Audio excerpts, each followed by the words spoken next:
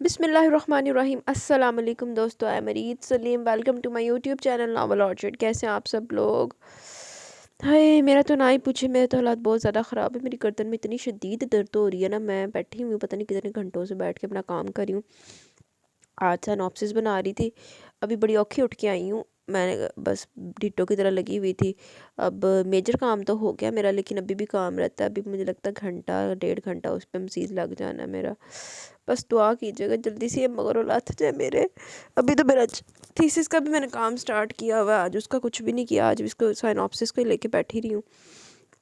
बाकी अभी बस बस हो गई है, एक होती है बस, एक बस बस हो गई है अभी आज तो मेरी। चले खैर, हाय हम नावल न्यू पढ़ना है आज हमने। और आज मैंने है कोई ना कहे कि हम तख्त बख्त के वेट में थे, ये थे वो। पहले तो भाई 2 दिन में ना वो हो जाते थे, 1,000 व्यूज़ पूरे हो जाते थे। अब 700-800 पे अड़े पड़े हैं। व्हाट द, मतलब के न्यू नावल पे इतना गंदा रिस्पॉन्स।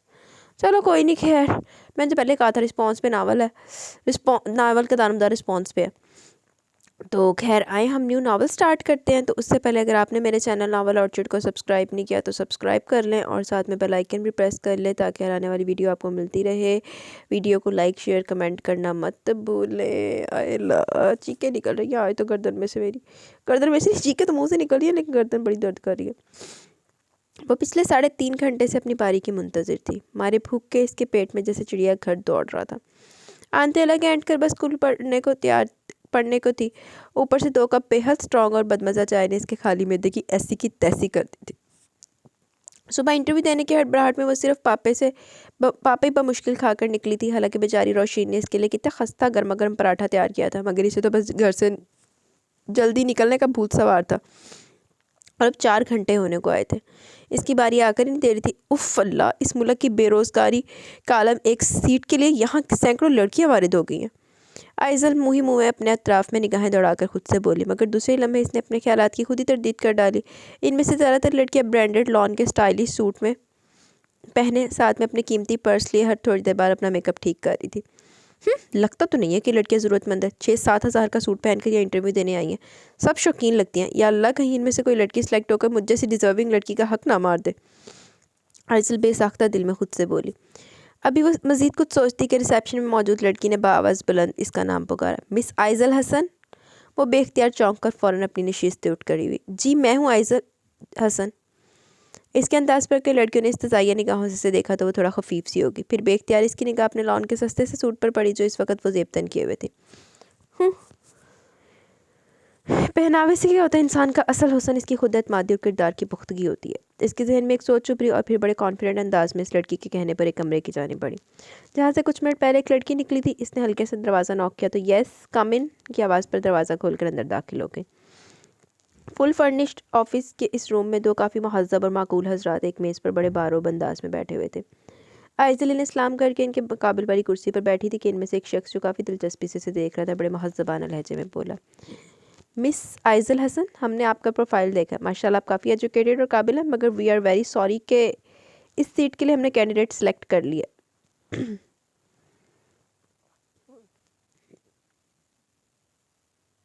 क्या? आइज़ल हसन, जो इसकी हुस्न गुफ्तगू से मुतासिर हो चली थी, आखिरी जुमले पर जैसे से बिजली का झटका लगा। वो बेसाख्ता अपनी सीट से उछली और फिर बेहद काटदा निगाहों से इन मौसूफ को देखा। ओह, तो आप मुझे ये बताना चाहते हैं कि आपने यहाँ सुबह से तमाम लड़कियों को बेवकूफ़ बनाकर 4 घंटे ने बैठाए रखा और फिर सिफारिश पे एक लड़की को रखकर हम सबको हरी झंडी दिखा दी? आइज़ल की बेहद साफ कोई और सच्चाई पर बिलाल बेसाख्ता सटपटा। नहीं मिस आइज़ल, ऐसी कोई बात नहीं। दरअसल क्या ऐसी बात नहीं है मिस्टर बिलाल, दूसरे बंदे ने बेसाख्ता कहा। हाँ जनाब बिलाल। वो तो जैसे आस्तीनें चढ़ाकर बिलाल पर चढ़ दौड़ी थी। भूख की शिद्दत और बेआरामी की बदौलत इस्लाम में इसका दिमाग बिल्कुल उलट गया था।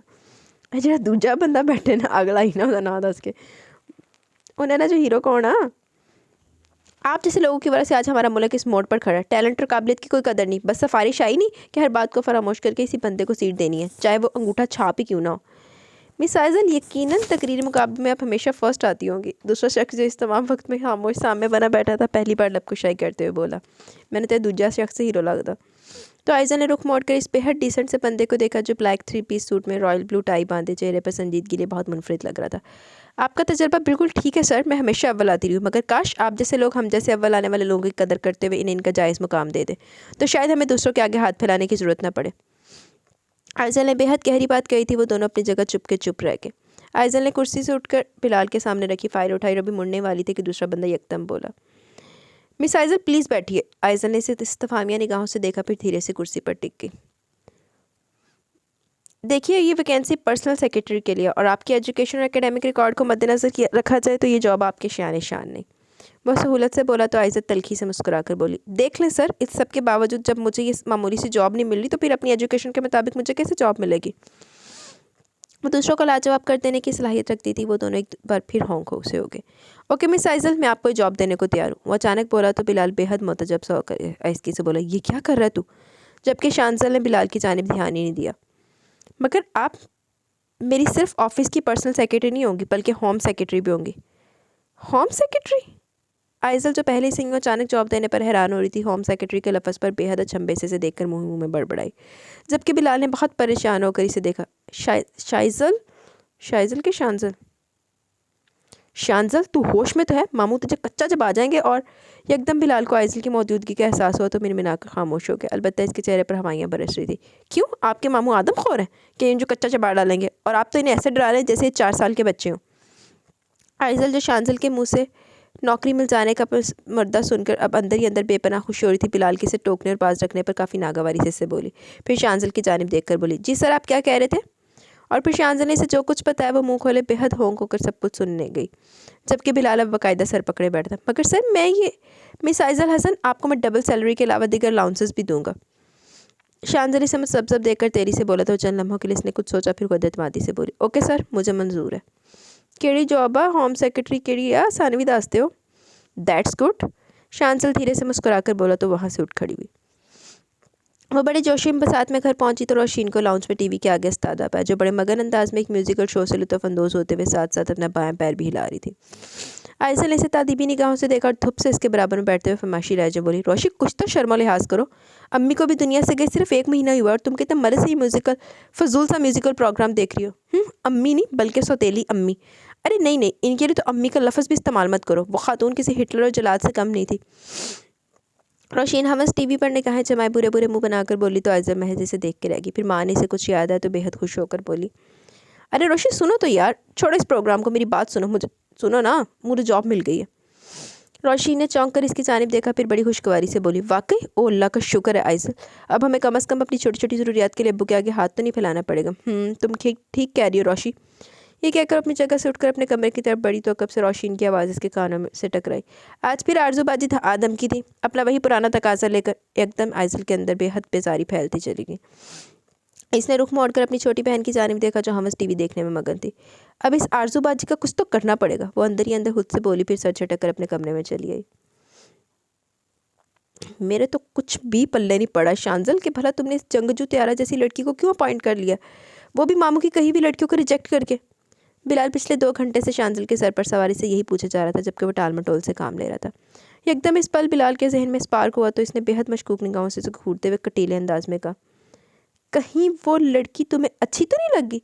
शांजल, अगर ऐसी कोई बात है ना तो ये बात तू अच्छी तरह जान ले, बरीहा तेरा भरता बना देगी और मामू तुझे अपनी शिकार वाली बंदूक से शहीद कर देंगे, आगे समझ। बिलाल की बात पर अपने लैपटॉप में मसरूफ कैसी धमकी देती है बिलाल की बात पर अपने लैपटॉप में मसरूफ़ शांजल ने बड़े पुरसकून अंदाज में सर उठाया, फिर नॉर्मल लहजे में अपने मखसूस अंदाज में बोला, तुम्हारी सारी बातें बिल्कुल गलत और बेबुनियाद है, ऐसा कुछ भी नहीं है बिलाल, और इस लड़की में मुझे तो ऐसी कोई ख़ास बात नज़र नहीं आई जो मुझे अच्छी लगती। शांजल की वजाहत पर बिलाल ने इत्मीनान में हमें सांस लिया, फिर कुछ सोचकर बड़ी दिलकशी से बोला, खैर अब ऐसी भी कोई बात नहीं, वो लड़की काफ़ी क्यूट और अट्रैक्टिव थी, मगर लिबास वगैरह से इसकी शख्सियत कुछ दब रही थी, वरना वो ज़रा टिप टॉप होकर आती तो तुम्हारी बरिया इसके सामने पानी भरती नजर आती। मेरी जान, यही तो खूबी है दौलत में, रुपए पैसे मगर भिखारी को भी मिल जाए तो बादशाहों जैसी आन बान और शान हो जाती है इसकी। मेरे दोस्त, दौलत चीज़ ही ऐसी है। शांजल, तुम्हें दौलत से बहुत मोहब्बत है ना? ऑफ कोर्स डियर, दौलत रुपया पैसा इसे कौन नापसंद करता है, वो अपने काम में मगन हमस नॉर्मल अंदाज में बोला। बिलाल, तुम जानते हो ना, मेरी पैदाइश इस घर में हुई है जहाँ दौलत इस घर की बांधी थी। मैं सोने का चमचा मुंह में लेकर पैदा हुआ, इन लग्जरीज़ का बचपन से आती हूँ और पापा के बिज़नेस की गिरती साख और क्राइसिस से तुम भी अच्छी तरह वाकिफ़ हो। मेरी बरिया से शादी अपने बिज़नेस को स्टैब्लिश करने के लिए महज एक डील है और मेरे ख्याल में इसमें कोई हर्ज भी नहीं। मगर शांजिल, क्या तुम ये नहीं जानते कि बरीहा की निगाह में तुम्हारी क्या इज्जत होगी? वो हम वक्त तुम्हें अपनी दौलत का ताना देकर तुम्हें लेट डाउन करेगी, अपनी बर्तरी जताएगी, तुम्हें अपनी मर्जी के मुताबिक हाँकने की कोशिश करेगी। सो वॉट डियर, शादी के बाद सब लड़कियाँ यही करती हैं, ताने देना, अपनी मर्जी चलाना, खुद को अकल और फाजल समझना। शांजिल कंधे उचकाकर बेपरवाही से बोला तो बिलाल अच्छा खासा चिढ़ गया। तुम्हें तो समझाने से बेहतर है कि बंदा अपना सर किसी दीवार से फोड़ ले। शांजिल बिलाल के चने भुले अंदाज पर कहका लगाकर हंस दिया। शांजिल ही रोआ, जमदा नहीं पिया, नाले दी बरीहा भी आ तो पैसे पीछे कुछ भी करने तैयार है। चलो लेट्स सी क्या होता है। वो कच्ची नींद में डूबी उल्टे सीधे ख्वाबों के ज़रिए से अपने बिस्तर पर महवे राम थी कि मोबाइल की तेज़ पीपने से हाल की दुनिया में बड़ी बेदर्दी से लापट का। बेतहाशा हड़बड़ाकर उठकर वो यूं ही हौंक सी बैठी रही। फिर कुछ संभली तो बड़ी बेजारी से अपने बिस्तर पर पड़े सेल फोन को उठाकर अपने कान से लगाकर हेलो का। हेलो जाने आतिफ, कैसी हो तुम? स्पीकर से आतिफ की आवाज़ इसकी समाज से टकराई। तुम कितने ढीठ और बेगैरत हो आतिफ, मैंने तुम्हें कितनी बार मना किया मुझे फ़ोन मत किया करो, आखिर तुम्हें मेरी बात समझ में क्यों नहीं आती? आइजल दांत कचकचा कर बोली तो आतिफ एक दिलकश हंसी हंस कर बोला, याद करो आइजल डियर, वो तुम ही थी जो मेरी एक फ़ोन कॉल का कैसे पागलों की तरह इंतज़ार करती थी। हाँ वो मैं ही थी, और वाकई पागल भी थी, जो तुम जैसे घोंचू का इंतज़ार भी करती थी, मगर अपनी इस हमाकत और इस बेवकूफ़ी को खुले दिल से तस्लीम करके खुद को बारहा लानत मलामत भी कर चुकी हूँ। तुमसे दोस्ती और तुम्हारी चाहे मेरी ज़िंदगी की संगीन गलती थी। आतिफ तुम मेरा माजी हो और मैं अपने माजी को बहुत पहले दफन कर चुकी हूँ, समझे? ये कहकर इसने बेहद मुश्किल होकर फ़ोन बंद कर दिया। इस पर इसका तनफ़ुस मारे गुस्से के बेहद तेज़ हो गया था। वो गहरी गहरी सांसें लेकर खुद को कंपोज करने लगी। किसी दम मैसेज की बीप बजी। आयज़ल ने बेध्यानी में इनबॉक्स खोला तो आतिफ का मैसेज आंखों के सामने लहरा है। मैं तुम्हें एक बार छोड़ने की गलती कर चुका हूँ, इस बार हरगिज़ नहीं करूँगा। आतिफ के इन जुमलों पर आयज़ल अपने होंठों को गुस्से से भींच कर आएगी। अंदर ही अंदर बेहद नागवारी और बेजारी फैलती चलेगी। वैसे हाल तक मीनू कहानी नहीं पता लगी, मीनू नहीं पता लगी तो आपको भी नहीं लगी होगी। आइज़ल और रोशीन दोनों बहनें थीं जिनकी माँ का इंतकाल इनके बचपन में हो गया। रहीला खातून का चेहलम हुआ ही था कि अगले दिन अख्तर हसन किसी औरत को ब्याह कर इस घर में ये कहकर ले आए कि फ़रज़ाना मेरा और मेरी दोनों बच्चियों का ख्याल रखेगी। फ़रज़ाना खातून एक रवायती सौतेली माँ साबित हुई जो एक बेवा औरत थी और जिसकी एक बेटी आरजू थी। अख्तर हसन ने आरजू के सर पर बाप की तरह दस्ते शफ़क़त रखा। फिर अपनी नई नवेली दुल्हन बीवी और बेटी में वो इतना मगन हो गया कि इन्हें आइज़ल और रोशीन का कभी ख्याल ही नहीं आया। लाख लानत है। फरजाना खातून का रवैया दोनों बहनों से शौहर की गैर मौजूदगी में बेहद ख़राब और हिद्दा कमीज़ होता, जबकि इनके सामने वो थोड़ा बहुत अच्छाई का नाटक कर लेती। लाख लानत है भाई ऐसी औरत पे भी। कोई देखो, एक बंदा अपनी वो लेके जा रहा है तुम्हें और तुम्हारी बेटी को बाप का प्यार दे रहा है तो तुम उनकी बेटी को माँ का प्यार नहीं दे सकती। लाख लानत है। तो फिर सब तो वड्डी लानत उहदे प्यो ते कि जिन्हें यह नहीं ख्याल किया कि मैं जिन अपनी औलाद दे उत्ते जे सौतेली मां ले आया तो मैं अपनी औलाद का ख्याल भी करना। अख्तर हसन को रोशीन और आइज़ल की ज़ात से कोई खास दिलचस्पी पहले भी नहीं थी, जबकि आरज़ू और फरजाना खातून के आ जाने से जो थोड़ी बहुत तवज्जो और ध्यान वो इन्हें दे दिया करते थे वो भी मकफूद हो गया। दोनों बहनों ने जैसे तैसे करके बीए किया तो अब्बू ने दोनों को घर पर बैठने का अल्टीमेटम दे दिया। रोशीन जॉब करना चाहती थी मगर अब्बू के गुस्से और फरजाना खातून से काफ़ी खाइफ रहती, लिहाजा खामोशी से घर पर बैठ गई। मगर आइज़ल रोशीन के मुकाबले में ज़रा दिलेर और खुद-एतमाद थी। इसने अब्बू की मर्ज़ी के खिलाफ जाकर यूनिवर्सिटी में एडमिशन लिया और बच्चों को ट्यूशन्स पढ़ाकर और छोटी छोटी नौकरियाँ करके इंग्लिश में मास्टर्स कंप्लीट किया। साथ साथ इसने मुख्तलिफ प्रोफेशंस इवनिंग प्रोग्राम में एडमिशन लेकर MBA की डिग्री हासिल कर ली। अब वो चाहती थी कि इसकी काबिलियत के मुताबिक इसे जॉब दी जाए। इसी ज़म में इसने अपनी कंपनी को अपनी तालीम के मुताबिक प्रमोशन देने की दरख्वास्त दी जो रिजेक्ट होगी और आइज़ल ने बेहद बदजन होकर वहाँ से रिज़ाइन दे दिया। फिर तकरीबन कुछ माह अपनी जूतियाँ घींसी मगर इसे एक अच्छी नौकरी तो क्या मामूली दर्जे की भी जॉब नहीं मिली। वो बेहद मायूस हो चली थी। इसका दिल चाहता था कि अपनी तमाम डिग्रियों को आग लगा डाले जो इसे अब तक एक माकूल जॉब नहीं दिला सकी थी। 6 महीने के अंत तक कोशिशों ने इसके सारे कस्बल निकाल डाले थे जब भी आज वो एक पर्सनल सेक्रेटरी की पोस्ट पर अपनी किस्मत आजमाने चली आई थी और बेहद मजबूरी में वो शांजिल की बेहद उल्टी सीधी जॉब की नवैयत पर हामी भर आई थी। सानवी तो पता चल गया उल्टी सीधी जॉब की नवैयत है। तुम अंदाज़ा भी नहीं लगा सकती कि मैं आजकल तुमको कितना मिस करने लगा। तुम्हारे खूबसूरत चेहरा मुझे हर जगह दिखाई देता है, फूल में, कांटों में, झाड़ियों में, दरख्तों में, यहाँ तक कि प्लीज़ स्टॉप। शांजिल जो बड़ी रवानी से बोला था एकदम आइज़ल की मुदाखलत पर वो रुका और इस्तफामी निगाहों से मेज़ की दूसरी जानिब से ग्रीन की जोड़े में मलबूस अपने डार्क ब्राउन बालों को इस पल जूड़े की शक्ल में बांधे से देखा। क्या हो गया सर आपको? ये फूल तक तो ठीक था मगर कांटे कहाँ से आ गए और आप झाड़ियों और दरख्तों पर क्यों चढ़ गए? मेरा मतलब है पहुँच गए वहाँ तो आपको भूत और चुड़ैलें नजर आ सकती हैं, बरीहा मैडम नहीं। ओह अच्छा, तो अब आगे मुझे क्या बोलना होगा? शांजिल अपनी अबरूज काकर बोला तो आइज़ल ने दानिश्वरों की तरह बाल पॉइंट अपनी कनपट्टी पर बजाते हुए कुछ पल सोचा, फिर जल्दी से गोया भी। आप ये बोलिए कि तुम्हारा हसीन चेहरा मुझे हर पल दिखाई देने लगा, फूल में, बहते आबशारों में, शोर मचाती अटकेलियाँ करती नदी की पानी में। क्या बकवास है मिस आइज़ल, मैं ये सब भला कैसे कह सकता हूँ? वो मुझसे पूछेगी नहीं कि तुम बहते आबशारों नदी नालों में कहाँ निकल पड़े थे। इस बार शांजिल ने इसकी बात मुकम्मल नहीं होने दी। ओ गॉड सर, आप नहीं समझे, आप समझे नहीं। दरअसल इस तरह की बातें की जाती है मगर इसका मतलब ये हरगिज़ नहीं होता कि आप वाकई आबशारों नदी में इनका चेहरा देख रहे हैं। आखिर में वो काफ़ी तप कर बोली तो शांतल ने इसे खामोशी से देखा। देखिए सर, आपको थोड़ी बहुत मेहनत करना पड़ेगी। ऐसा करें, आप 2-3 रोमानवी नॉवेल्स पढ़ लीजिए और एक आध शायरी की किताब तो लाजमी पढ़नी चाहिए। वो अपनी कुर्सी पर लौट होकर पहरू बदलते हुए बोली तो शांतल ने बेहद बेजार होकर देखा। रोमानवी नॉवेल्स और शायरी? Oh no no, not at all miss Aizal, ये काम तो मैं अगले 7 जन्मों में भी नहीं कर सकूँगा। उर्दू लिटरेचर में बमुश्किल पास होता था मैं। ओके सर, आप टेंशन मत लें, हम कोई दूसरा तरीका निकालते हैं। शांजल को बेहद परेशान और घबराया हुआ देखकर आइजल जल्दी से बोली, फिर कोई दूसरी तरकीब लड़ाने लगी। की चल रहा है यार, इंडियन सेक्रेटरी ऐसा तो रखा कि मैंने बरीहा नु पटान वास्ते मदद करे। वो थकी मांदी ऑफिस से घर पहुंची तो लाउंज में आरजू को देखकर इसका मुंह हलक तक कड़वा हो गया। थकन और उलझन दो चंद होगी, वो बड़े तमतराक से सोफे पर ऐसे विराजमान थी जैसे किसी रियासत की मलका अपने तख्त पर बैठी है और इनके खादमी दिलो जान से इनकी खिदमत में मसरूफ़ अमल है, जबकि अब्बू मौसमी फल काट काट कर इनकी प्लेट में रख रहे थे। अरे भाई, ये आइजल भी आ गई। अब्बू की नज़र इस पर पड़ी तो बेपनाह खुशगवार अंदाज में बोले। इनकी गुफ्तगू और खुशमजाजी आइजल और रोशीन को फ़कत आरजू के सामने दिखाई देती थी। आइजल ने बेहद बददिली से दोनों को सलाम किया, जिसका बड़ी गर्मजोशी से जवाब मिला। देखा अब्बू, छोटी साख का क्या फ़ायदा होता है ना। अपनी आइजल अब 27 साल की हो जाएगी, मगर लगती अभी भी 18-19 साल की है। आरजू ने बज़ाहिर हंसते हुए अब्बू से कहा, जबकि रोशीन और आइजल इसके तंजिया लहजे को बखूबी महसूस करी। भाई, ये तो तुम्हारी मोहब्बत है बेटा, जो तुम्हें आइजल 18-19 वर्ष की लगती है। अब्बू ने आरजू पर निछावर होते हुए कहा। दोनों बहनें एक दूसरे को देख कर रह गईं। मेरे सर में दर्द है, मैं ज़रा आराम करने जा रही हूँ। आइजल कदरे रखाई से बोलती अपने कमरे की जानिब पड़ गई। देखा अब्बू, आपने आइजल को मेरा यहाँ आना अच्छा ही नहीं लगता। एक मैं ही हूँ जो अपनी बहनों की मोहब्बत में यहाँ भागी भागी चली आती हूँ। दरअसल ये मुझे अपनी बहन समझती नहीं है, हमेशा सौतेला जाना और मैं। बोलते बोलते आरजू ने चहको पहको रोना शुरू कर दिया तो अब्बू के हाथ पाँव और रोशीन का चेहरा हमारे गुस्से के फूल गया। उफ, फिर इस ड्रामा को, इनके ड्रामे शुरू। रोशीन दिल ही दिल में बोली, फिर कुछ परेशान भी हो गई कि ना अब्बू आरजू के जाने के बाद आइजल की क्लास लेने वाले थे। इधर देते अब्बू ने पहले चौके कुत्ते आगे पाँव फाड़ के अपनी सगी औलाद छड़ के तेज तेली बीवी दिलाद नु दिल न ला रहे, ला खिलाना था भाई। शांजल बड़ी बेसब्री से आइजल का मुंतजिर था। आज वो खिलाफ मामूल लेट हो गई थी। वो 2 बार पीएन से आइजल की बाबत दरियाफ्त कर चुका था, मगर अब तक ऑफिस नहीं पहुंची थी।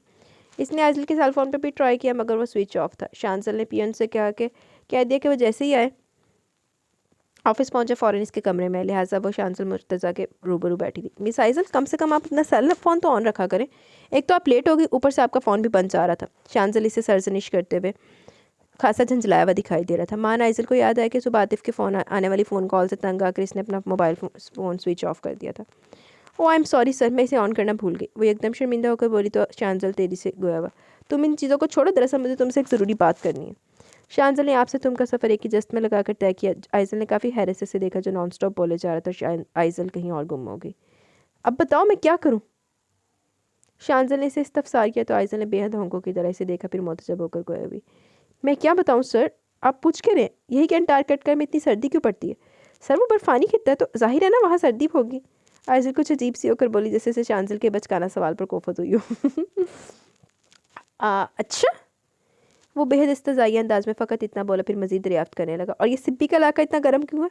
ओह सर, कि आपको ये ज़रूरी बात मुझसे करनी थी कि अंटार्कटिका इतना सर्द और सिब्बी इतना गर्म क्यों है? वो काफ़ी चिढ़कर बोली तो शांजल ने इंतहाई तिल मिलाकर अपने सीधे हाथ का मुक्का बनाकर मेज़ पर दे मारा। आइजल एक पल को सहम सी गई। क्या हुआ सर? मिस आइजल, आप प्लीज़ मुझे ये बताना पसंद करेंगे कि जुलेखा औरत थी या मर्द है? देखते यार इसका मुंह पूरे का पूरा खुल गया। इस पुलिस से अपने हैंडसम से बॉस की ज़हनी हालत पर शुबा हुआ। अब ये जुलेखा कहाँ से आ गई? वो धीरे से बड़बड़ाई, जबकि शांत ने इसकी बड़बड़ाहट को सुनकर अब हकीकी मानो में अपना सर हाथों में गिरा लिया। फिर कुछ तौक़ुफ़ के बाद वो सर उठा के बेहद तंज़िया लहजे में गोया हुआ। मिस आइजल, आज मेरे सामने आपकी अक्ल और समझदारी बहुत खुलकर वाज़ेह होगी। वाकई आप तो माशाल्लाह बहुत समझदार हैं। सर मैं मतलब इतनी देर से जो मैं कुछ बोल रहा हूँ आपके बिल्कुल भी पल्ले नहीं पड़ा क्या सर? हाय, मतलब ये कि मेरी फियांसी बरीहा दुबई से आ गई है। आज शाम मेरी इससे मुलाकात है, मुझे इसको ये यकीन दिलाना कि I love with her.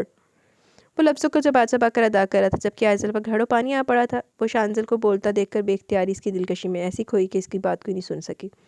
I am very very sorry sir, दरअसल मेरा ध्यान किसी और जानिब चला गया था। अच्छा, अब मुझे बताइए। फिर वो पूरे हमाक से इसकी बात सुनने लगी थी। कस्टर्ड अनमोल में वो आज शांजल के हमरा आई थी। अनमोल शांजल की मरहुमा माँ का नाम था, जो 5 साल पहले इस दुनिया से रुखसत हो गई थी, जिन्होंने इस घर का चप्पा चप्पा बड़ी मेहनत और लगन और मोहब्बत से सजाया और संवारा था। ढलती दोपहर के इस पल कस्टर्ड अनमोल में काफ़ी खामोशी थी। दरअसल आइजल, मैं तुम्हें आज अपनी नानी अम्मा से मिलवाने लाया। मम्मी की डेथ के बाद वो काफ़ी उदास और खामोशी रहने लगी है, चूँकि मेरी मदर इनकी इकलौती औलाद थी, लिहाजा वो हमेशा से हमारे साथ ही रहती हैं। शांजल ने इसे बताया तो वो खामोशी से सुनती रही, मगर इसे ये बात अभी तक समझ नहीं आई कि शांजल इसे अपनी नानी से क्यों मिलाना चाहता है। नानी प्रिया को कुछ खास लाइक नहीं करती, तुम्हें नानी के दिल में इसके लिए जगह बनानी होगी। शांजल ने अब अपना मुद्दा बयान किया तो जवाबन आइजल ने महज इस बात में सर ला दिया। आइजल को शांजल की नानी बेहद पसंद आई, इंतहाई शफीक, नरमखोर, मोहब्बत लुटाने वाली। पर ऐसी शख्सियत से इसका वास्ता कब पड़ा था? माँ तो बहुत पहले ही इन्हें छोड़कर जा चुकी थी, बस एक खाला और मामू थे जो शुरू से बैरून मुल्क मुकीम थे। बहन के मरने के बाद इन्होंने रोशीन और आइजल से भी ताल्लुकात ख़त्म कर लिए थे। वो दोनों अपनी अपनी फैमिलीज़ में मगन और मुतमिन और खुशगवार ज़िंदगियाँ गुजार रहे थे। अपनी मरहुमा बहन की बेटियों से मिलने की ना ही ने फुर्सत थी और ना ही चाहत। बस वो दोनों बहनें एक दूसरे की साथी और सहारा थी। आइजल अक्सर बेशतर नानी अम्मा के पास आने लगी, जिसकी वजह से वो भी अब खुश खुश रहने लगी थी। आइजल ने इतने दिनों में बहुत अजीज़ हो गई थी। आज चूँकि संडे था, लिहाजा ऑफिस में छुट्टी होने की वजह से वो सुबह इनके पास चली आई थी।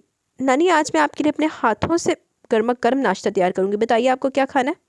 वो चहक कर बोली तो नानी धीरे से मुस्कुरा कर बोली, तुम कुछ भी पका दो बेटा, यकीनन जो भी पकाओगी वो मज़ेदार ही होगा। मुर्तज़ा मुराद शांजल के वालिद इन दिनों फ़ॉरेन कंट्री में थे, लिहाजा इस पल सिर्फ वो और नानी मौजूद थे, जबकि शांजल अपने कमरे में सो रहा था। वैसे नानी, जब शांजल सर की शादी हो जाएगी ना तो घर में खासी रौनक हो जाएगी। बिरिया मैडम के आ जाने से यहाँ की खामोशी टूट जाएगी। नाश्ते से फरागत के बाद आइजल अपनी ड्यूटी अंजाम देने की गर्ज से बोली तो नानी ने एक निगाह आइजल की तरफ देखा, फिर धीरे से बोली, तुमने देखा बिरिया को? नहीं देखा तो नहीं है, मगर मुझे यकीन है कि आपके नवासे की पसंद यकीनन अच्छी होगी। वो मगन सी बोली तो नानी के लबों पर फीकी सी मुस्कुराहट बिखरी, फिर फ़ौरन बोली, आइजल बेटा, तुम ज़रा इस शांजल को तो उठा दो। आफ्ताब भी सब्ज़ी वगैरह लेने गया। इस लड़के की नींद इतनी गहरी है कि सर पर बैंड बाजा भी बजाओ ना तो तब भी ना टूटे। मैं उठाऊँ इन्हें? वो कदे उलझ कर बोली, हाँ बेटा, तुम ही उठा दो, मेरे तो घुटनों में बहुत दर्द है, सीढ़ियाँ चढ़ने की बिल्कुल हिम्मत नहीं। वो बादल नाख्वास्ता शांजल के कमरे की जानिब आ गई, फिर काफ़ी झिझक कर दरवाज़ा खोलकर अंदर दाखिल हुई। कमरा इस पल मुकम्मल तारीकी में डूबा आधी रात का समा पेश कर रहा था। उफ़, ये इतना अंधेरा करके सोने की क्या तुक है? वो आंखें फाड़ फाड़ कर इधर उधर देखते हुए बड़बड़ाई। दरवाजे के बाहर से आती मध्यम सी रोशनी से बेड नजर आया तो वो सहूलत से चलती हुई जानिब आकर कुछ फासले पर आकर ठहर गई। अब इनको मैं कैसे उठाऊं? एक तो इतना अंधेरा है, ऊपर से इनकी नींद भी गहरी। वो खुद से बोली, फिर तकरीबन 10 मिनट तक वो वहीं खड़ी से आवाज़ें देती रही। सर प्लीज़ उठ जाइए, सुबह के 12 बज गए। सर उठिए, सुबह हो गई। शांजल सर उठ जाइए, नानी आपका इंतज़ार करिए। अल्लाह के वास्ते उठ जाइए, वरना मैं अपना सर दीवार से फोड़ लूँगी। जब अनगिनत आवाज़ें लगाकर भी शांदिल का वजूद टस से मस नहीं हुआ तो आखिर वह बेहद तिल मिलाकर ज़ोर से बड़बड़ाई, नहीं भाई, इस शख्स को मैं नहीं उठा सकती। वो इंतहाई तब कर एक कदम आगे बढ़ी थी कि न जाने क्या चीज़ इसके पैरों से टकराई नहीं थी। इस दिन वो अपना तवाज़न बरकरार न रख सके, वो पूरी की पूरी शांजल मुर्तज़ा पर आन गिरी। शांजल जो इसकी मुसलसल आवाज़ों से कुछ कसमसा रहा था, अपने नर्म नाजुक बोझ को महसूस करके एकदम बेहद हैरान होकर इसने अपनी आंखें खोली। ये आफ्ताब को क्या हो गया? मेरे ऊपर लैंड क्यों करी? दोनों बेटे मुँह दे रहे थे। वो दिल ही दिल में खुद से बोला, जबकि आइजल को इस लम्हे यूँ महसूस हो रहा था जैसे इसका पूरा वजूद नाकारा और मुअत्तल हो गया हो, एक जंबिश भी करने के लायक न रहा। शांदिल का मजबूत और तवाना वजूद जैसे इसकी सारी हसियात को मंजमंद कर गया था। इसने बेहद दिक्कतों से खुद को संभाल के इसके वजूद से अलग करना चाहा, मगर हाथ पाँव जैसे हरकत करने से इनकारी हो गया। ओ आफ्ताब के बच्चे, तेरा दिमाग तो ख़राब नहीं हो गया? मुझे आरामदेह बिस्तर समझ कर तू मुझे फैल कर लेट गया। इसने आफ्ताब समझकर इसे सरजनिश करते हुए जूँ ही इसके बाजुओं को थामा, एक करंट सा इसे लगा। गुलाब की पंखड़ियों की मानित बाजुओं को हाथ लगाते ही आइजल को वो पूरी तरह होश आया था। आइजल को भी पूरी तरह होश आया। वो इंतहाई सूरत से उठकर खड़ी हुई। शांजल ने बेहद मुतजिब होकर जल्दी से अपने साइड लैंप का बटन ऑन किया तो सामने आइजल हसन को देखकर इस पर हैरतों के पहाड़ टूट पड़े। तो तुम यहाँ क्या करी हो? टिपिंग रंग की शलवार सूट में बालों की पोनी बनाए वो इस वक्त बहुत कन्फ्यूज्ड और खफीफ सी लगी। वो दरअसल सर, मेरा आज नानी से प्रोग्राम सेट था कि हम दोनों नाश्ता साथ करेंगे, तो अपनी उंगलियों को आपस में मरोड़ते वो गहरी शर्मिंदगी से फ़कत इतना ही कह पाई। शांजल ने से एक निगाह देखा, फिर गहरी सांस भर के गोया हुआ, ओके तुम नीचे जाओ और हाँ, ज़रा ब्रिया की कुछ तारीफ़ें भी कर देना। Okay sir. वो सादतमंदी से बोलती वहाँ से पलटी, अलबत्ता दिल ही दिल में इस पल वो खुद को यहाँ आने पर कोसने के साथ साथ ब्रिया को भी न जाने क्यों बुरा भला कह रही थी। क्यों जी, ब्रिया ने तेरा की पकड़े? ऐसे काम वास्ते तो तू आई बीबी। आज तो दिन ब दिन इसके लिए टेंशन बनती जा रही थी। दरअसल अपने उम्र सीधा डंडवे जेठ के लिए आइजल के रिश्ते की मुतमनी थी, जो आइजल को बेहद जहर लगता था। आज घर पर अब्बू नहीं थे, लिहाजा आइजल को मैदान साफ मिल गया। आरजू की तबीयत अच्छी तरह साफ करने की ठान कर इसके सामने आ बैठी। आरजू, ये जो तुम अपने इस बुढ़े खूसट ठरकी जेठ के लिए यहाँ आस लगाए बैठी हो ना, तो अच्छी तरह कान खोल कर सुन लो। तुम्हारी ये आरजू हसरत बनकर रह जाएगी, लिहाजा यहाँ वक्त ज़ाया करने से बेहतर है कि तुम कहीं और मेहनत करो। अरे वाह भाई, खुद पर बड़ा नाज है तुम्हें। तुम तो मेरा एहसान मानो कि पूरे शहर में यूँ शतर बेमहार फिरने वाली पक्की उम्र की लड़की का रिश्ता अपने कमाऊ पूत और शरीफ जेठ से जोड़ना चाहती हूँ, और वो भी सिर्फ अपने अब्बू का ख्याल और एहसास करते हुए। आरजू की ज़ुबान भी कैंची थी जो तेजी से चलने लगी। देखो आरजू बिब्बी, तुम्हारे इस कमाऊ पूत शरीफ जेठ की शराफत की गवाही तो पूरा मोहल्ला ही देता है, और हाँ, अब्बू का ख्याल और एहसास तो हम इनकी सगी बेटियाँ, तुम्हें इनकी फिक्र में दुबला होने की ज़रूरत नहीं है। आइजल भी भला क्यों पीछे रहती, वो भी इसे खरी खरी सुनाते हुए बोली थी। तुम्हें तो अब्बू ही देखेंगे आइजल, आरजू ने जैसे से धमकी दी जिससे आइजल ने हवा में मक्खी की तरह उड़ा दिया, जबकि रोशनी सूरत हाल से खासी परेशान हो गई थी। वो बरिया को देखकर चंद साने मबहूत सी रहेगी। संगे मरमर की तरह तराशीदा वजूद, हुस्न और नज़ाकत का पैकर, वो लड़की से चीनी गुड़िया लग रही थी जो हाथ लगने से भी मैली हो जाए। बाकी शांतल मुर्तज़ा की चॉइस लाजवाब थी। 5 स्टार होटल के हाल में मुनक्किद इस पार्टी में शांजल इसे खास तौर पर बरिया से मिलवाने लाया था। बरिया, ये मेरी पर्सनल सेक्रेटरी है आइजल हसन। शांजल ने इसे बरिया से मुतारिफ करवाया तो इसने बेहद नखूत भरे अंदाज में से सर से पैर तक देखा, फिर रऊनत भरे अंदाज में महज हेलो कहा। फिर तमाम वक्त वो बरिया के हमरा और आइजल एक कोने में बैठी शांजल को गाहे बगाहे देखती रही। इसे इस पल वो दिन याद आया जब वो इंटरव्यू देने शांजल के ऑफिस आई थी। व्हाट सर, ये किस तरह की जॉब है? मैं भला आपको ये कैसे सिखा सकती हूँ कि एक लड़की को किस तरह इंप्रेस किया जाता है? और आप खुद क्यों नहीं अपनी फैंसी को बता देते कि आप इनसे मोहब्बत करते हैं? मैं बेहद मोतजब होकर शांजिल को देखते हुए बोली। इसे इस पल शांजिल की जहनी हालत पर शुबा हुआ था। ओफो मिस आइजल, आप समझ नहीं रही। बरिया को मुझसे बहुत सारी शिकायतें, इसके बकौल मुझे लड़कियों से कैसे बात की जाती है, इन्हें किस तरह के गिफ्ट्स दिए जाते हैं, इनकी कैसे तारीफ़ें की जाती है, सब कुछ नहीं आता। तो फिर ये कि आप मुझे गाइड करें कि मैं बरिया के दिल में अपनी चाहत कैसे पैदा करूं, इसे किस तरह से खुश रखूं। आप खुद एक लड़की और एक लड़की होने के नाते दूसरी लड़की की नफ्सियात को बखूबी समझती होंगी। मुझे बस हर हाल में बरिया के दिल में अपनी मोहब्बत की शम्मा जलानी है। मगर सर, ये मैं आपको डबल सैलरी दूंगा मिस आइजल। इसके मजीद कुछ बोलने से पहले शांजिल मुर्तज़ा तेरी से बोला तो एकदम इसकी ज़ुबान को ब्रेक लगा। रोशीनी से दुनिया में सबसे ज़्यादा अजीज़ थी और छोटी छोटी ज़रूरत और ख्वाहिशों के लिए इसका दिल मारने से खून के आंसू रुला देता था। फिर वो अपनी ऊँट पटांग जॉब करने पर राज़ी हो गई। वापसी पर वो बेहद खामोश थी, जबकि शांजिल मुर्तज़ा खासा खुश दिखाई दे रहा था। मालूम है आइजल, आज पहली बार बरिया ने मेरा दिया हुआ ब्रेसलेट पहना, वरना इससे पहले मैं जो भी गिफ्ट देता था वो इसे पसंद नहीं आता था। गोल्ड का बेहद नफीस ब्रेसलेट शांजिल ने आइजल को अपने हमरा ले जाकर खरीदा था। वो कुछ सोचकर बेहद संजीदगी से गोया भी। सर, बरिया मैडम का जब आप दिल जीत जाएंगे तो फिर क्या मुझे नौकरी से निकाल देंगे? इस लम्हे इसके लहजे में इतनी मासूमियत थी कि बेख्तियार शांजिल ने ड्राइव करते हुए रुख मोड़कर फ्रंट सीट पर बैठी आइजल को देखा, जो ऑफ वाइट कलर के सिल्क के सूट में जिस पर मल्टी कलर का बहुत नाजुक सा काम हुआ था, बेहद लाइट से मेकअप में बहुत पुरवकार और प्यारी लग रही थी। शांजिल बेसाख्ता बेहद दिलकशी से मुस्कुराया तो एक बार फिर इसकी मुस्कुराहट के जादू के हसार में आने लगी, मगर अगले पल इसने खुद को संभाला। ये चांद तो आसमान का नसीब है, हम भला खाकसारों की तकदीर में का, वो दिल ही दिल में अपने आप से बोली। डोंट वरी आइजल, इसके बाद तुम्हारी जॉब आसान हो जाएगी। मेरा मतलब है कि बाद में तुम सिर्फ मेरे ऑफिस के अमूर को देखोगी। शांजिल के जवाब पर वो मुतमिन सी होकर खिड़की से बाहर देखने लगी। आरजू ने अब्बू से आइजल की शिकायत की थी। नतीजतन अख्तर हसन आइजल पर बम की तरह फटे थे और इसे बेहद डांटा डपटा और आरजू की जेठ की रिश्ते की हमायत करते हुए इस पर भी हाँ करने पर जोर दिया, जबकि आइजल ने साफ इनकार कर दिया। बात संगीनों को इख्तियार करके जिस पर अख्तर हसन ने आइजल को थप्पड़ दे मारा। आइजल के साथ साथ रोशीन को भी अब्बू के यूँ हाथ उठाने पर बेहद सदमा था। आइजल, तुम प्लीज़ हर्ट मत हुआ हो। अब्बू तो शुरू से ऐसे ही हैं। देखो तो हमारा नसीब, हमें माँ का प्यार मिला ना बाप का। इस पूरी दुनिया में हम दोनों का तो कोई नहीं है। आइजल को गुमसुम बैठा देखकर रोशीन इसकी दिलजोई करते बोली तो आइजल ने सर उठाकर रोशीन को देखा, जिस वक्त बेहद अपसेट और डिप्रेस लग रही थी। आइजल अपना दुख और तकलीफ अक्सर फरामोश करके इसका हाथ थाम कर अपने पास बिठाते हुए बोली, तुम फिक्र क्यों करती हो रोशनी? मैं हूँ ना तुम्हारी बहन, तुम्हारी सहेली और तुम्हारी माँ। रोशीन ने इसे तड़प कर देखा, फिर दोनों बहनें एक दूसरे के गले लगकर फूट फूट कर रो दी। मैं इस तरह के बाप को क्या ही बोलूँ। मुर्तज़ा, एहसान, शांजिल और नानी तीनों बेहद खुशगवार मूड में नाश्ते की टेबल पर मौजूद थे। मुर्तज़ा साहब, जो गुज़िश्ता दिनों अपने बिजनेस में आए क्राइसिस की वजह से बेहद परेशान थे, अब खासे रिलैक्स थे। वो एकदम एक सख्त गिर बाप होने के साथ साथ खासे हठधर्म और ज़िद्दी इंसान थे। अपने फैसलों पर एक इंच की भी तब्दीली नहीं करते थे। इनकी बीवी अनमोल बेगम भी इनकी सख्त फितरत के बायस खासी दिल बर्दाश्त रहती थी, जो अपने आगे किसी की भी चलने नहीं देते थे। जबकि इनकी सख्ती और हठधर्मी का शिकार शांतिल मुर्तज़ा भी बचपन से रहा था, और आज जो इन जवान होने के बावजूद वो इनके फैसलों से सरताबी करने की जरूरत नहीं रखता था। बरिया रईस इनका इंतखाब थी, जिसका आप बिजनेस टाइकून था, जिसकी मदद से वो आज एक बार फिर अपने बिजनेस को इसके पैरों पर खड़ा कर पाए थे। शांतिल मुर्तज़ा जो बेपनाह वजाहत और दिलकशी का नमूना था, इसका प्रपोजल एक बिजनेस डील के तहत मुर्तज़ा एहसान ने रईस खानज़ादा की बेटी बरिया रईस के लिए दिया, जो इसे बखुशी कबूल भी कर लिया गया। शांतिल, हम सोच रहे हैं कि अब तुम्हारी और बरिया की शादी कर दी जाए। आज इसी सिलसिले में मेरी रईस खानज़ादा से मुलाकात है, बस अब तुम भी रेडी हो जाओ। बॉयल एग का एक पीस कांटे में फंसाकर मुर्तज़ा एहसान अपने मखसूस हुक्मिया अंदाज में बोले तो शांजिल ने इंतहाई तहैयर के आलम में अपने बाप को देखा। फिर दूसरे लम्हे नानी की जानिब निगाह दौड़ाई, जो बेहद खामोशी से अपनी नशिस्त से उठ गई। तेज़ बारिश ने जब तूफ़ान का रुख इख्तियार किया तो आइजल बेतहाशा सहम गई। इसने दरजीदा निगाहों से अपने इर्द गिर्द देखा, जहाँ जामत सन्नाटा और अंधेरे का रास्ता। इस पर इसे अपनी हमाकत पर रोक कर गुस्सा है, भला क्या ज़रूरत थी इसे यूँ उठाकर ऑफिस से ले आने की? ड्राइवर का इंतजार भी तो कर सकती थी। मगर इसे तो शांजिल पर बेहद गुस्सा था, जिसने आज इतनी मामूली सी गलती पर इसे बुरी तरह डांटा था। आइजल ने पहली बार इसका गुस्सा देखा था, वो अंदर ही अंदर इसे खाइफ होने के साथ साथ बेपनाह दिल बर्दाश्त भी हुई थी। चंद हज़ार रुपये देकर मौसूफ समझ रहे हैं कि इन्होंने मुझे ख़रीद लिया। अपनी हिद्दत का एहसास इसकी आंखों में बार बार नमी ला रहा था। जहन अंगारे की तरह सुलग रहा था। दिल चाह रहा था कि शांतल मुर्तज़ा को खूब खरी खरी सुनाकर अपने अंदर लगी आग को ठंडा करे, मगर दूसरी सूरत में से नौकरी से हाथ धोने पड़ जाते। शांतल ने से अपनी साथी पिक एंड ड्रॉप दी थी। जब छुट्टी हुई तो बाहर आकर इसने ड्राइवर को नदारत पाया तो खुद ही जाने पर कमर बस्ता हो गई। हालांकि इस वक्त भी अच्छी खारिश सी बारिश शुरू हो गई थी, मगर गुस्से और जज्बात ने जैसे इसके दिमाग को बिल्कुल ही माफ़ कर दिया। एक तो स्टॉप इतना दूर था, ऊपर से कोई भी कन्वेंस नहीं मिल रही थी। काले स्याह बादलों ने इस पल माहौल को गहरी रात का रूप दे दिया। या अल्लाह, मैं क्या करूँ, कैसे घर जाऊँ? ऐसा करती हूँ, शांतल सर को फ़ोन करती हूँ।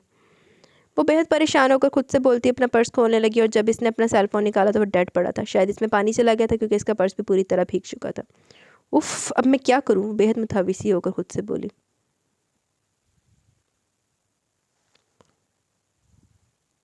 शांजिल को इस पल अपनी माँ बेहद याद आ रही थी। वो अपने रूम में खामोशी से बैठा इन्हें याद कर रहा था। बाहर बारिश शिद्दत इख्तियार कर गई जब इसका सेल फ़ोन बज उठा। वो अपने ख्यालों की दुनिया से वापस और एक गहरी सांस खींची, फिर अपने सेल फ़ोन की जानिब मतवज्जा हुआ जो मेज़ पर थोड़ा ज़ोर शोर से बज रहा था। इसके ड्राइवर अनायत महबूब का फ़ोन था। हाँ बोलो अनायत, क्या काम है? सर, बारिश की वजह से गाड़ी ख़राब हो गई है जी। बहुत बहुत माजरत, मैं आइज़ल बीबी को ड्रॉप करने नहीं आ सकूँगा। इसने बेहद इख्तियार दीवार पर लगी घड़ी को देखा जो इस पर 7 बजे का ऐलान करी थी। ओके, नो प्रॉब्लम, तुम गाड़ी को देखो। ये कहकर शांजिल बाहर आया तो पूरा ऑफिस भाएं भाएं कर रहा था। वो तो समझा था कि आइज़ल बाहर इंतजार कर रही होगी। ओह, ये आइज़ल कहाँ चली गई? और यह वो खुद से बोला। फिर जब नीचे आया तो गार्ड की ज़ुबानी मालूम हुआ कि वो तो 5 बजे निकल गई थी। शांजिल बेहद परेशानी के आलम में गाड़ी लेकर निकला। 400 अंधेरा फैल चुका था। गाड़ी पर सड़क पर बस इक्का दुक्का लोग ही दिखाई दे रहे थे, जिसका कहीं कोई शायबा भी नहीं था। ये आइज़ल कहाँ रह गई? वो खुद से बोला। किसी दम इसके मोबाइल पर आइज़ल के घर का नंबर ब्लिंक होने लगा। शांजिल ने फ़ोन रिसीव किया। हेलो शांजिल साहब, मैं आइज़ल की बहन रोशीन बात कर रही हूँ। आइज़ल अब तक घर नहीं पहुँची। बारिश बहुत तेज़ हो रही है। वो इस वक्त ऑफिस में है क्या? हाँ जी रोशीन, आइज़ल बस अभी ऑफिस की गाड़ी में निकली हैं।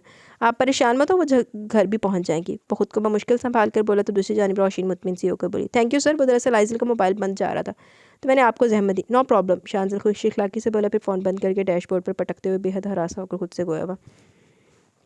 आइज़ल, कहाँ चली गई हो तुम? जैसे जैसे वक्त गुजर रहा था शांजिल का दिल डूबे जा रहा था। इसी पर दोबारा इसके मोबाइल की घंटी बजी।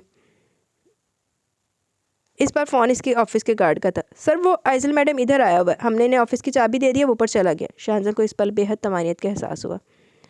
इसे यकगोना सुकून मिला। वायलिन के तारों की तरह खींचे इसके असाब एकदम नॉर्मल हुए थे। ठीक है, मैं ऑफिस आ रहा हूँ। इसने वापस गाड़ी मोड़ी और कुछ देर बाद वो आइज़ल पर बुरी तरह बरस रहा था। दिमाग तो ख़राब नहीं हो गया था तुम्हारा? इतनी तेज़ बारिश में ऊँट की तरह मुँह उठाकर चल पड़ी तुम। ऐसे भी क्या जल्दी थी? ड्राइवर का इंतज़ार नहीं कर सकती थी क्या? वो काफ़ी देर तक इसे डांटता रहा, जबकि आइज़ल गर्दन झुकाए नादिम से सब सुने गई। इस बार इसे शांजिल की डांट पर गुस्सा बिल्कुल नहीं आया। इंतहाई खौफनाक सूरत हाल को देखकर और काफ़ी देर रिक्शा टैक्सी का इंतज़ार करने के बाद इसने वापस जाने की राह ली थी।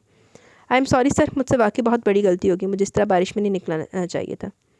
वो अपने अब्बू के रवैये की बिना पर भी काफ़ी डिप्रेस थी। यही वजह थी कि शांजिल की डांट को इसने कुछ ज़्यादा दिल पर ले लिया। वो कपकपाते लबों से बोली तो इस तमाम वक्त में शांजिल ने बगौर कदर चौंक कर इसे बगौर देखा। जामनी रंग के स्टाइलिश से सूट में वो बार बार अपने कपड़ों को दुरुस्त कर रही थी जो पूरे भीग चुके थे। गीले बालों की एक आध लटे इसके चेहरे पर चिपकी इस पल इसे बेहद हसीन बना गई। शांजिल बेसाख्ता इसे देखते ही चला गया। आइज़ल ने इसकी महफियत और ऑफिस की तन्हाई से खाइफ होकर शांजिल की तरफ बिना देखे आहिस्ते से कहा, सर प्लीज़ मुझे घर छोड़ दीजिए। वो इसकी आवाज़ पर एकदम चौंका, फिर सर झटक कर कहते मुड़ा, आइए मेरे साथ, जबकि आइज़ल इसके पीछे तेरी से लपकी। आज बहुत दिनों के बाद अपनी नानी की याद आई? क्या बात है आइज़ल, तुम कुछ उदास लग रही हो? बस नानी, कोई ख़ास बात नहीं, वो टालने वाले अंदाज में बोली। अच्छा तो फिर आम सी बात ही बता दो।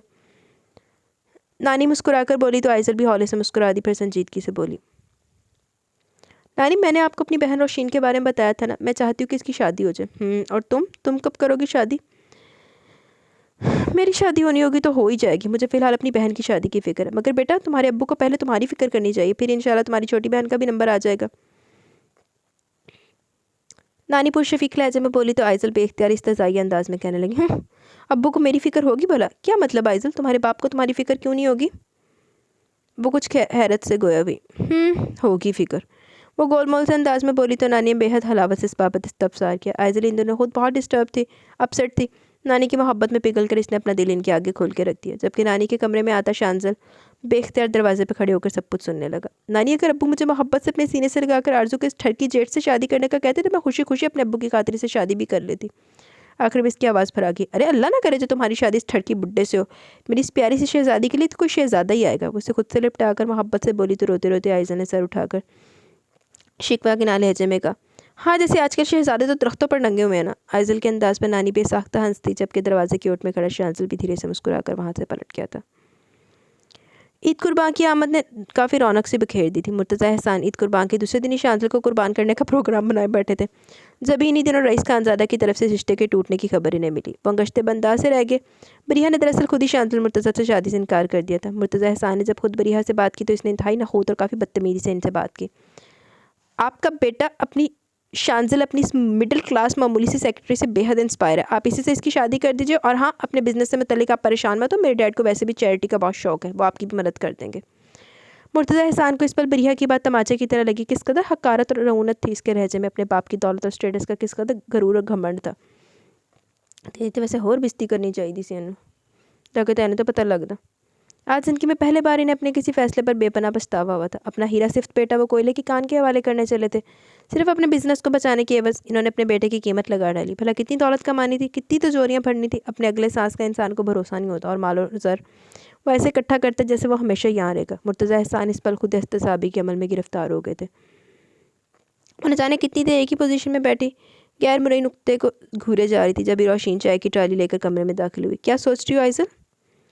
रोशीन ने से मुखातिब किया तो अपने ध्यान से चौंकी, फिर एक थकन आमेज सांस लबों से आज़ाद हुए बोली, कुछ नहीं, बस ऐसे ही। रोशीन बगौरी से देखेगी इसकी यार मौजूदगी में आज फिर आरजू आदम की थी, और अब्बू को उल्टी सीधी पट्टियाँ पढ़ागी। रोशीन बखूबी देख रही थी कि आइज़ल आजकल काफ़ी डिस्टर्ब और अपसेट है, लिहाजा वो इससे बात छुपा के, आइज़ल तुम आतिफ़ को माफ़ क्यों नहीं कर देती? क्या मतलब रोशीन? वो नासमझी वाले अंदाज में से देखते हुए बोली, मतलब ये तुम आतिफ़ को माफ़ करके इसे शादी कर लो। तुम्हारा दिमाग तो अपनी जगह पर है रोशी। आतिफ़ एक मफाद परस्त खुदगर्ज लड़का है। पहले इसने एक अमीर लड़की की खातिर मुझे छोड़ दिया, और अब अपनी बच्ची को पालने की खातिर मुझे अपनाना चाहता है। बच्ची से क्या फ़र्क पड़ता है आइज़ल? मुझे बच्ची से नहीं, आतिफ़ से फ़र्क पड़ता है। यह हकीकत है कि माजी में वो मेरी पसंद, मेरी ख्वाहिश ज़रूर रहा था, मगर मेरा इंतखाब गलत था। आतिफ़ इंतहाई खुदगर्ज लड़का है। अब भी मेरी महज अपनी मफाद और गर्ज की एवज़ वो मेरी जानिब बढ़ा है। वो चटक कर बोलती चलेगी, फिर कदर रुक कर दोबारा गोया भी। पसंद और मोहब्बत में ज़मीन आसमान का फ़र्क है रोशी। आतिफ़ 6 साल पहले मेरी पसंद था, और आज वो मेरे लिए सिर्फ नापसंदीदा शख्सियत शामिल है। और मोहब्बत? शांज़ल मुर्तज़ा। रोशीन के अचानक इस तबसार पर न जाने कैसे इसके होंठों से निकला, और अगले ही पल वो खुद ही हक तक सी बैठी रह गई। माँ सदके चली जाए, ओनू बरीहा ना पट्टियाँ पढ़ाते पढ़ाते आप मोहब्बत हो गई है। बिलाल की रुबानी आइज़ल को शांतल और बरीहा के मंगनी टूटने का इल्म हुआ तो हैरत के साथ साथ थोड़ा बहुत अफसोस भी हुआ, मगर जो दुख तकलीफ वो शांतल के चेहरे पर देखना चाह रही थी, इसका दूर दूर तक शायबा भी नहीं था। वो बिल्कुल नॉर्मल अंदाज में अपने रूटीन के कामों में मगन था। शांतल का ये रवैया इसे बढ़ता हैरत में मुब्तला कर गया था, मगर फिर सर झटक कर वो भी अपने काम में मसरूफ़ हो गई। शांतल के वादे के मुताबिक अब इसकी सरगर्मियाँ ऑफिस तक महदूद हो गई थी। नानी ने अपने जानने वाला का बहुत ही अच्छा रिश्ता रोशीन के लिए भिजवाया। लड़का बैंक में मैनेजर था, अच्छा और सुलझा हुआ घराना था। अब्बू को लड़का और इसका घराना बेहद पसंद आया। आज शायद ज़िंदगी में पहली बार इन्होंने रोशीन को अपनी बेटी समझकर इस मामले में दिलचस्पी ली थी, और उसके सर पर दस्ते शफ़क़त फेरा, जबकि रोशीन की आंखों में नमी सी दर आई। भाई साहब, आइज़ल की भी बिल्कुल फ़िक्र मत कीजिएगा, बहुत जल्द इसके सवाल भी आपके दरवाजे पर आने वाले। मुझे पूरा यकीन है कि वो लोग भी आपको पसंद आएंगे। हाय अल्लाह, क्या ये नानी मेरा भी रिश्ता तय करने वाली है? नानी की बात पर आइज़ल के कान खड़े हो गए। फिर दूसरे पल एक नामालूम सी उदासी इसके रगों पैर में उतरती चलेगी। आरजू को जब रिश्ते की बाबत मालूम हुआ तो इतना अच्छा रिश्ता मिल जाने की बदौलत वो अंदर ही अंदर खूब जल भुन गई, मगर बज़ाहिर खुशी का इजहार करते हुए बोली, अबू अब आप जल्दी से साकिब भाई के लिए भी हाँ कर दीजिए, ताकि मैं अपनी बहन को अपनी जेठानी बनाकर अपने घर ले जाऊँ। और आज पहली बार अख्तर हसन आरजू की बात पर मुतज़ब्ज़ब थे। बड़ी गल है, अभी मुतज़ब्ज़ब से गैरत जा गई। नाम नहाद गैरत बेगैरत आदमी दी। वो नानी से मिलकर बाहर निकली तो शाम अपने पर फैलाए हुए थी, जलवे दिखा रही थी। इस पल वसी और इस लॉन बेहद खूबसूरत लग रहा था। वो अक्सर छुट्टी वाले दिन नानी से मिलने चली आती थी। आइज़ल गेट की जानी पड़ी थी कि छोटे गेट से शांतल अंदर आता दिखाई दिया। वो गालबन क्लब से लौटा था। ओ आइज़ल, तुम कैसी हो? वो काफ़ी नॉर्मल अंदाज में बोला। आइज़ल ने एक निगाह इसकी जानिब देखा, भी वो कुछ कहने वाली थी कि वो अंदर चला गया। आइज़ल को इसकी बदअखलाक़ी पर औंध कर गुस्सा आया। कैसे ऊँट की तरह मुँह उठाकर अंदर चले गए, जैसे मैं इनसे बात करने के लिए मरी चली जा रही थी। वो खुद से बड़बड़ाते हुए सर झटक कर वहाँ से निकल गई। अख्तर हसन को रात के आखिरी पहर सीने में तकलीफ उठी दर्द था कि बेपनाह बढ़ता चला जा रहा था। लम्हों में पसीने में बुरी तरह नहा गए। उन्होंने बेहद घबरा कर रोशीन और आइज़ल को पुकारा। वो एक ही आवाज़ में दौड़ी चली आई। रोशीन तो बाप को इस हालत में देखकर रोने लगी, अलबत्ता आइज़ल ने अपने हवासों को कंट्रोल में रखा और पड़ोस के अंकल की मदद से उन्हें अस्पताल लेकर दौड़ी। शुक्र हुआ कि इनकी जान बच गई, मगर इस हादसे से इनकी आंखों से गफलत और बेपरवाही की पट्टी उतर गई। अपनी बच्चियों का हुस्न सलूक देखकर वो पहली बार इनके सामने रो दिए थे और माफ़ी के तलबगार थे, जबकि आइज़ल और रोशीन बेहद खुश थी। आज इन्हें इनका बाप मिल गया, जो आरजू हमा वक्त इनके आगे अपनी मोहब्बत का दिखावा करती थी, वो एक बार भी इनको देखने नहीं आई थी। इदा ने बंदे के मुँह तो इदा ही छितर बजना चाहिए। अख्तर हसन अब अपने और पराये का फ़र्क अच्छी तरह जान गए थे नानी और शांजल भी इनकी आदत के लिए आए थे। और फिर एक दिन आतिफ आइज़ल के घर आदम का, आइज़ल प्लीज़ मुझे सिर्फ एक बार माफ़ कर दो, मैं मानता हूँ कि मैंने तुम्हारे साथ वाकई बहुत ज़्यादती की। आतिफ तुम कौम का अपना और मेरा वक्त ज़ाया करो, मैं तुम्हें माफ़ कर चुकी हूँ, वो काफ़ी रखाई से बोली, जबकि दूसरी जानिब आतिफ खिल उठा। मुझे मालूम था कि तुम मुझे माफ़ कर दोगी। जवाबन वो खामोश रही तो वो गला खनकारते हुए गोया, मैं अपनी अम्मी और बड़ी आपा को तुम्हारे घर लाना चाहता हूँ आइज़ल, अब मैं मज़ीद देर नहीं करना चाहता। क्यों क्यों लाना चाहते हो तुम अपनी अम्मी और बहन को मेरे हमारे घर? तुम्हारे और मेरे रिश्ते के लिए आइज़ल, इसके इस्तफसार पर वो जोशीम बसात से बोला। तुम कहीं पागल तो नहीं हो गया आतिफ? भला मैं एक कवारी लड़की तुम्हारे जैसे पहले से शादीशुदा मर्द से, वो भी एक बच्ची के बाप से, क्यों कर शादी करूँगी? आइज़ल वो बुरी तरह गड़बड़ा, फिर अपनी असल फितरत पर उतरते हुए बोला। तुम शायद ये भूल रही हो आइज़ल कि मर्द साथ एक क्या दो भी शादी करे तो इसे हर बार बड़ी आसानी से लोग लड़की दे देते हैं, और मुझे तो अभी भी लोग अपनी कम उम्र लड़कियों के लिए रिश्ता देने के लिए मेरे एक इशारे के मुंतज़िर है। इस पर आतिफ के लहजे में बेपनाह रोनत और गुरूर था। आइज़ल ने इसे सर से पैर तक बेहद इस्तज़ाई अंदाज में देखा, फिर इंतहाई तंज़िया लहजे में बोली, तो इन्हीं में से एक का इंतखाब करके अपनी बच्ची के लिए दूसरी माँ ले आइए और मेरी जान छोड़िए। आतिफ ने से एक निगाह देखा, फिर खामोशी से हारे हुए खिलाड़ी की मानी दरवाजे से बाहर निकल गया। तेरे वगैरह ना छित्तर मार के कटना चाहिए सी। कल ईद थी और ईद कुर्बान की तमाम तैयारियां मुकम्मल थी। आइज़ल और रोशीन अपने घर आए बकरे की खूब खिदमत करी थी, जबकि ईद के तीसरे दिन रोशीन का निकाह भी तय हो चुका था। हाय अल्लाह आइज़ल, हमारे बकरे की आंखें देखो, शांजल सर से नहीं मिल रही। चल दूर फिटे वो। रोशीन ने बकरे देखा ही शांजल मिलाती हैं। रोशीन बकरे को चारा खिलाते हुए अचानक बोली तो आइज़ल ने इसे फहमाशी नज़रों से घूरा। रोशीन अब ना सिर्फ आइज़ल की छोटी बहन थी बल्कि इसके हर राज में शरीक थी। आइज़ल की आंखों में शांजल की परछाई देखकर इसने आइज़ल से सब कुछ उगलवा लिया और इसने भी अच्छे बच्चों की तरह सब कुछ बता दिया। ज़रा बकने की ज़रूरत नहीं है, इसने रोशीन को छाड़ा, फिर कुछ सोच कर गोया भी। रोशीन एक बात मेरी समझ में नहीं आ रही, कहाँ तो ब्रिया मैडम के फ़्राक में ठंडी आहें भरते दिखाई देते थे, अब कहाँ मंगनी टूट जाने के बाद इतने रिलैक्स नज़र आते जैसे उस मंगनी के ख़त्म हो जाने से बहुत खुश हो। तो तुम ये बात नानी से क्यों नहीं पूछ लेती? रोशीन मगन से अंदाज में बोली तो एकदम बड़ी ज़ोर से अपनी जगह से उछली। ये ख्याल मुझे पहले क्यों नहीं आया? वो तेरी से बोली और इसी वक्त नानी के पास जाने की ठानी अब वो इनके सामने मौजूद थी। दरअसल मेरे नवासे ने अपने बाप के साथ एक चाल चली थी। चाल चली थी? क्या मतलब नानी? वो बेतहाशा उलझ कर बोली तो बड़ी खुशगवारी से गोया हुई। मतलब ये कि बरिहा इसके बाप को पसंद और मजबूरी, बिजनेस की मजबूरी थी, और वो शांतल को किसी तौर कबूल नहीं थी। क्या? बेतहाशा तहय्युर इस्तेजाब के आलम में इसका मुँह खुले का खुला रह गया। और नहीं तो क्या, पहले तो मैं भी इससे खफा थी, मुझे भी वो मीरजादी एक आँख नहीं भाती, मगर शांतल बहुत बड़ी मुश्किल में गिरफ्तार था। मुर्तज़ा के फैसलों से इनहराफ करना इसके बस की बात नहीं थी। बस फिर इसने ऐसा गेम खेला कि बरिहा ने खुद अपने मुंह से मना कर दिया। वो इंतहाई बसात भरे लहजे में बोलने लगी, जबकि आइज़ल जैसे खोलते तेल की कढ़ाई में गोता सन हो गई। इंतहाई सूरत से इसकी आंखों के सामने खटखट एक के बाद दूसरा पर्दा हटता चला गया। वो तमाम मनाज़िर जिसमें वो शांजल को बरिहा के सामने बोलने वाली मोहब्बत भरे मुकालमे सिखाती थी, वो सब याद आते चले गए। इसका मतलब है शांजल ने मुझे खूब पेट भरकर बेवकूफ़ बनाया, वो खुद से बोली, फिर आन वहद में इसके सर पर जा खड़ी हुई, जिस वक्त इत्तफाक से घर में ही था और लॉन में किसी से मोबाइल फ़ोन पर महवे गुफ्तगू था। मुझे आपसे अभी और इसी वक्त बात करनी है। शांजल ने चौंक कर इसे देखा, जो तीखे चतूनों से इसे घूरते हुए काफ़ी गुस्से में लग रही थी। मैं थोड़ी देर बाद फ़ोन करता हूँ, वह सहूलत से बोला, फिर फ़ोन बंद करके इस्तफामिया नज़रों से इसे देखा। आप मुझे कितनी आसानी और मदद से उल्लू बनाते रहे और मैं बनती रही। जब आपको बरिहा से मोहब्बत तो दूर वो पसंद भी नहीं थी, तो मेरे साथ ऐसा भोंडा ड्रामा करने की क्या ज़रूरत थी? वो बेतहाशा जलकर बोली तो शांजल ने इसे बेहद गहरी नज़रों से देखा, फिर बड़ी नरमी से गोया हुआ, मैं तुमसे बात करने ही वाला था, यहाँ तुम्हें सब कुछ तफसील से बताता हूँ। वो इसीलिए गार्डन चेयर पर चला और फिर से अपने मुकाबिल बैठाकर धीरे से बोला, 7 साल पहले जब मैं MBA फाइनल ईयर का स्टूडेंट था तो हमारी यूनिवर्सिटी में फ़न फेयर हुआ और एक दिन तकरीरी मुकाबला भी हुआ, और एक बेहद बेहद प्यारी सी चुलबुली सी लड़की जिसका नाम आइज़ल हसन था, इसने फ़र्स्ट प्राइज़ जीता। माँ सदके चली जाए, एड्डी पुरानी। इस पर आइज़ल ने बेहद हैरान निगाहों से इसे देखा, जो इस लम्हे जैसे इसी वक्त में चला गया था। वो लड़की मुझे पहली निगाह में इतनी अच्छी लगी कि मैं चाहने के बावजूद इसके चेहरे के नैन नकुश को अपने दिमाग से नहीं मिटा सका। फिर एक दिन खुद से हार मानकर मैंने इसे ढूंढता हुआ इसके डिपार्टमेंट में पहुंचा तो वो कदर रुका, फिर दोबारा गोया हुआ। मालूम हुआ कि अपने किसी क्लास फेलो आतिफ हमीद में इन्वॉल्व है। मैंने इसी दिन अपने कदमों को वापस मोड़ लिया, मगर अपने दिलो दिमाग को नहीं वापस ला सका। इसकी शबीह मेरे दिलो दिमाग से ज़िंदगी के झमेलों में घिर कर भी महव नहीं हो सकी। फिर एक दिन वो लड़की मेरे ऑफिस चली आई। वो होंक सी बैठी इसे यकटक देखे गई। इसे बेसाख्ता वो दिन याद आया जब वो इंटरव्यू देने शांजल के ऑफिस पहुंची थी। मैं इसे वहाँ देखकर अंदर ही अंदर बेपनाह चौंका और बेहद खुश भी हुआ। शांजल एक ट्रांस की कैफियत में बोले जा रहा था। चूँकि डैड अपने दोस्त की सिफारिश पर किसी और लड़की को सिलेक्ट कर चुके थे, लिहाजा बिलाल ने इसे रिफ्यूज़ कर दिया, मगर मैं इस बार इसको किसी कीमत पर नहीं खोना चाहता था। इस वक्त मुझे डैडी की नाराज़गी का रत्ती बराबर भी ख्याल नहीं था। मैंने इसे सेलेक्ट कर लिया और फिर जैसे एकदम होश की दुनिया में वापस आया। मुझे याद है कि डैड ने मेरी मर्ज़ी के खिलाफ जाकर मेरा सौदा अपने बिजनेस फ्रेंड की बेटी के हाथों कर दिया और मैं शांजल मुर्तज़ा किसी भी कीमत और सूरत में इनके हुक्म के खिलाफ नहीं जा सकता था। फिर मैंने इसी वक्त ये प्लान बनाया कि तुम्हारी मदद से बरिया रईस से छुटकारा हासिल कर लूँ। अपने इस फुल प्रूफ प्लान की भनक मैंने बिलाल को भी नहीं पड़ने दी। इस दिन हक़ाइक़ जानकर वो भी बहुत खफा हो रहा था। इस तमाम वक्त में वो पहली बार इसकी जानी मतवज्जा होकर बोला तो आइज़ल को इस लम्हे बड़े ज़ोर से झटका लगा। क्या मतलब? आपने किस तरह बरिया से छुटकारा हासिल किया, वो भी मेरी मदद से? वो थोड़ा खाइफ होकर बोली तो शांजल ने इसे मुस्कुराकर देखा, फिर संजीदगी से बोला, एक तरफ मैंने इंतहाई गैर महसूस अंदाज में बरिया के दिमाग में ये बात डाली कि मुझे अपनी पर्सनल सेक्रेटरी कुछ ज़्यादा ही अच्छी लगने लगी। दरअसल मैं ये चाहता था कि सांप भी मर जाए और लाठी भी न टूटे। मतलब बरिया खुद ही मुझसे शादी करने से इनकार कर दे और दूसरी जानी मैं तुम्हें हर पल अपनी निगाहों के सामने रखना चाहता था। आइज़ल ने इसकी आखिरी बात बेहद मुश्किलों से सुनी, फिर तो जैसे गुस्से इश्तियाल के मारे वो फट पड़ी। आप इतने बड़े चीटर, फरेबी और ड्रामेबाज हैं, इसका मुझे बिल्कुल अंदाज़ा नहीं था। आपने मेरे साथ अच्छा नहीं किया, मुझे इतना बेवकूफ़ बनाया। मैं आपको कभी माफ़ नहीं करूँगी।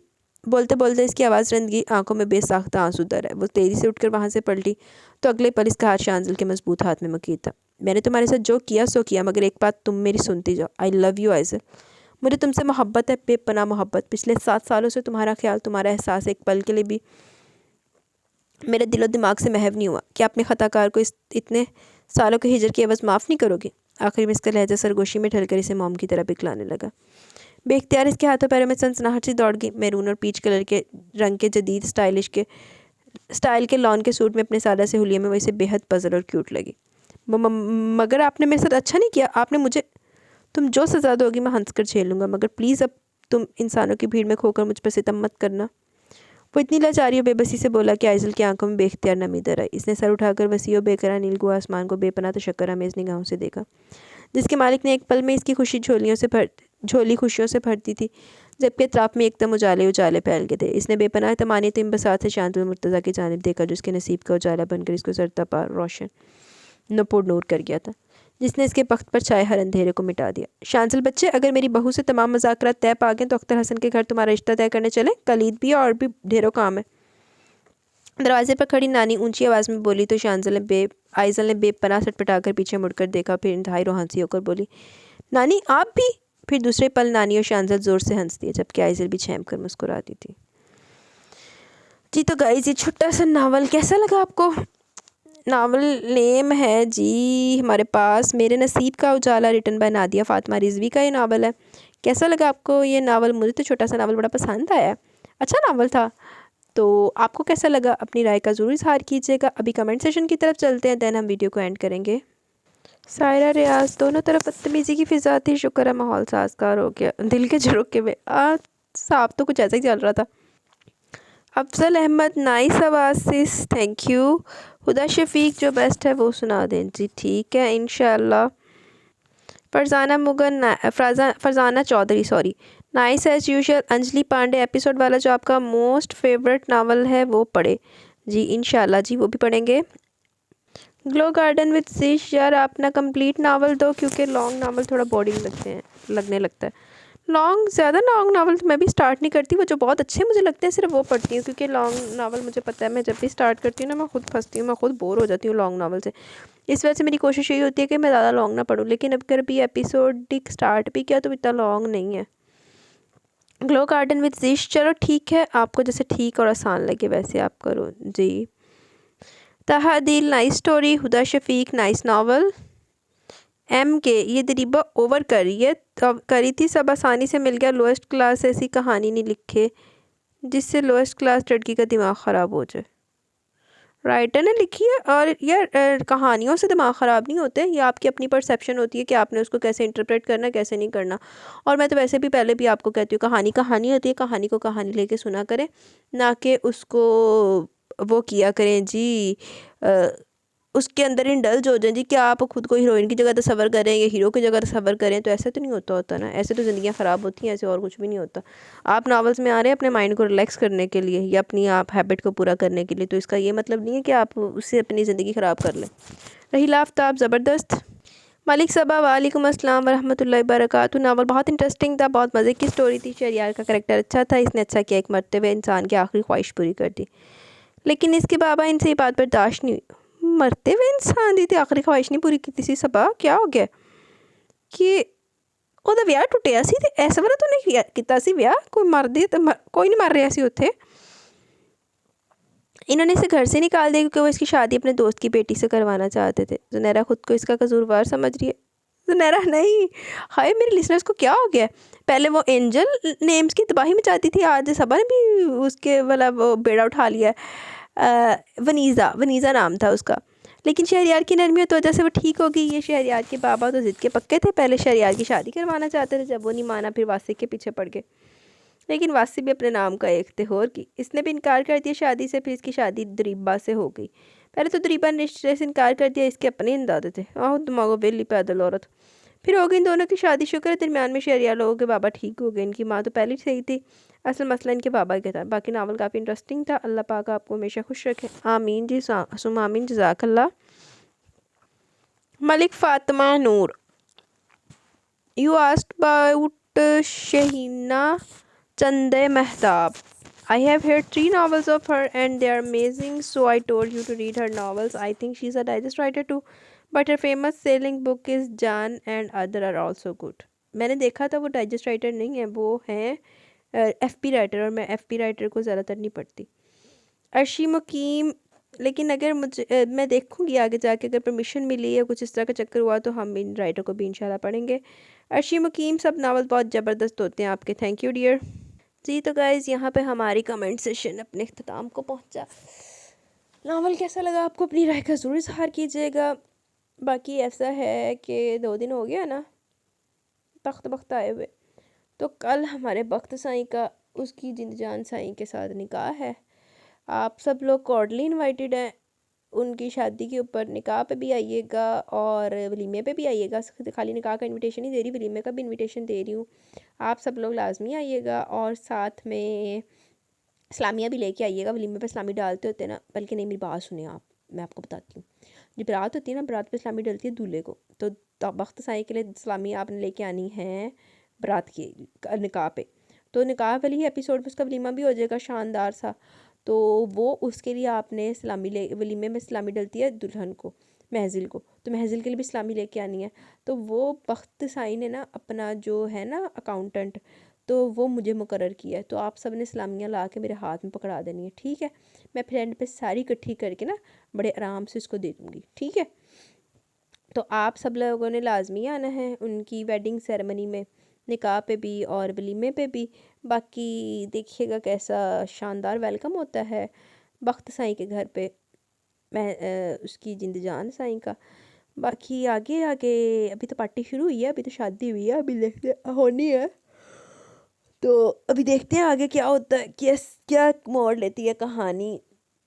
वीडियो को लाइक शेयर कमेंट ज़रूर कर दिया करें, और जो देखते हैं वो भी रिस्पांस दे दिया करें। जो और वो जो जिन्होंने चैनल को सब्सक्राइब नहीं किया वो वैसे देख के गुजर जाते हैं, उन वो भी एक अंगूठा लगा दो, सब्सक्राइब पे कुछ नहीं जाएगा।